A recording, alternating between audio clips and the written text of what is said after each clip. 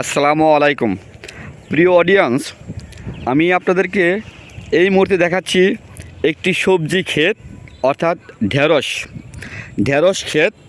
আমি আপনাদেরকে দেখানোর জন্য এই মুহূর্তে চলে আসছি একটি ঢেঁড়স ক্ষেতে। ঢেঁড়স যেটাকে আমরা একটু হাইব্রিড অর্থাৎ উচ্চ ফলনশীল হলে কিন্তু আমরা সেটাকে বলি হাইব্রিড, অর্থাৎ ঢেঁড়স যেটা একটু বেশি পরিমাণে হাইব্রিড, একটু সাইজে বড় হয়, সেটা হলো আপনার কি, সেটা হচ্ছে আপনার ভেন্ডি বলি আমরা, ভেন্ডি।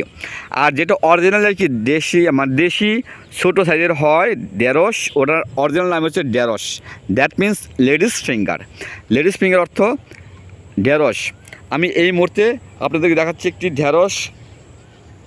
ঢেঁড়স ক্ষেতের প্রাকৃতিক দৃশ্য।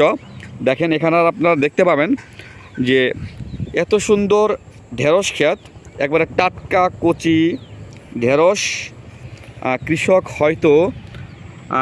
হয়তো কি করছে যে আপনার এর আগে হয়তো কয়েকবার ঢেঁড়স তুলছে, যে কারণে ঢেঁড়সের পরিমাণ একটু কমে গেছে।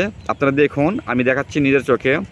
আসলে আপনার সবজি ক্ষেত কিংবা আপনার ফসলাদি খেতে আসলে পরে নিজেকে একটু বিলে দিতে পারবেন।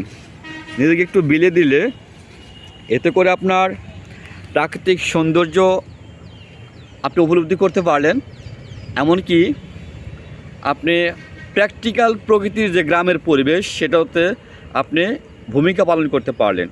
ঢেঁড়স ক্ষেত দেখেন, এত সুন্দর কচি ঢেঁড়স ক্ষেত, এত সুন্দর মনোরম পরিবেশ, সবুজের সমারোহ। তাই তো আমার বলতে ইচ্ছে করে, ধন ধান্যে পুষ্প ভরা আমাদের এই বসুন্ধরা। প্রিয় অডিয়েন্স, দেখুন কি সুন্দর কচি টাটকা ঢেঁড়স।